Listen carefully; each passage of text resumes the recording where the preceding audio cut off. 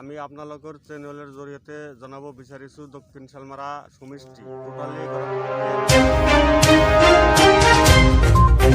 চাওক, আমাৰ এই দক্ষিণ শালমাৰা সমষ্টি আজি ব্ৰহ্মপুত্ৰ গড়খহনীয়াত প্ৰায় শেষ অৱস্থা।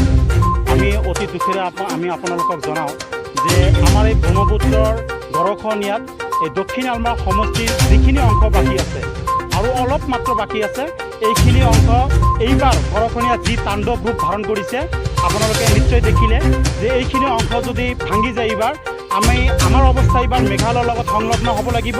নহ'লে আমাৰ বিকল্প কোনো চিন্তা নাই। আমি ক'ত যাম ক'ত থাকিম এইবিলাক চিন্তা লৈ আমাৰ মাথাই কাম নকৰা হৈছে।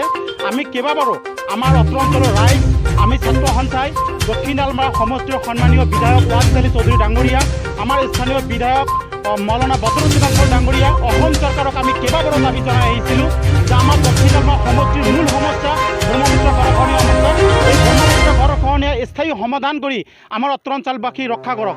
কিন্তু দেখিছোঁ তেখেতসকলে আমাৰ দক্ষিণ শালমাৰা সমষ্টিৰ ৰাইজৰ প্ৰতি কোনো গুৰুত্ব প্ৰদান কৰা নাই, যাৰ কাৰণে আজি ব্ৰহ্মপুত্ৰ গড়খহনীয়াই ভাঙি ভাঙি আমাৰ অত্ৰ অঞ্চল শেষ কৰি পেলাইছে। আৰু কিছু অংশ বাকী আছে, এইখিনি শেষ হ'লে আমাৰ অৱস্থা বিপৰ্যয় হ'ব, আমি অস্তিত্বহীন পৰিম। আমি আমাৰ স্থানীয় বিধায়ক, স্থানীয় সাংসদ, আমাৰ জলসম্পদ মন্ত্ৰী, অসম চৰকাৰক আমি অনুৰোধ জনাইছোঁ অতি সোনকালে আমাৰ গড়খহনীয়া স্থায়ী প্ৰতিৰোধ কৰক, অন্যথা আমাৰ গত্যন্তৰ নাই, আমি ভীষণ বিপদত পৰিবলগীয়া হৈছে।